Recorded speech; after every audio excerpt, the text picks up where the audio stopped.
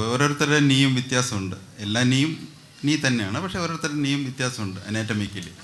അപ്പം ഇതിൻ്റെ ഒരു അഡ്വാൻറ്റേജ് എന്ന് വെച്ച് കഴിഞ്ഞാൽ നമ്മൾ കസ്റ്റം മെയ്ഡ് മാതിരിയാണ്. എന്ന് വെച്ചാൽ ഓരോ നീക്കും അതിന് യോജിച്ച രീതിയിലാണ് നമ്മൾ ഈ ബോൺ കട്ട് എടുക്കുക.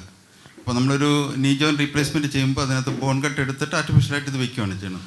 അപ്പോൾ ഇതിനകത്തൊരു അഡ്വാൻറ്റേജ് എന്ന് വെച്ച് കഴിഞ്ഞിട്ടുണ്ടെങ്കിൽ ഭയങ്കര പ്രിസൈസ് ആയിരിക്കും. സോഫ്റ്റ്, അതായത് നമുക്ക് ഈ പെയിനൊക്കെ കൂടുതൽ ഉണ്ടാകുന്നത് നമ്മൾ അതിനകത്ത് ചുറ്റുമുള്ള മസിൽസൊക്കെ കൂടുതൽ കട്ട് ചെയ്യുമ്പോഴാണ്. പക്ഷേ ഇതിൻ്റെ ഇൻസിഷൻ റിലേറ്റീവ്ലി ചെറുതാണ്.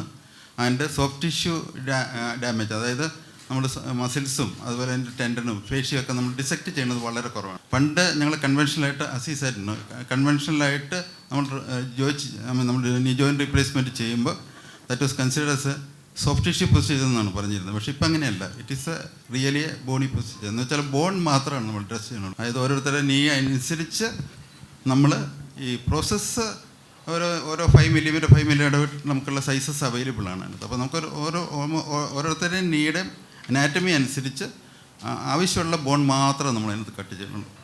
So that recovery will be better. Pain കുറവായിരിക്കും, ഇൻസിഷൻ ചെറുതായിരിക്കും, and precision will be very very very accurate.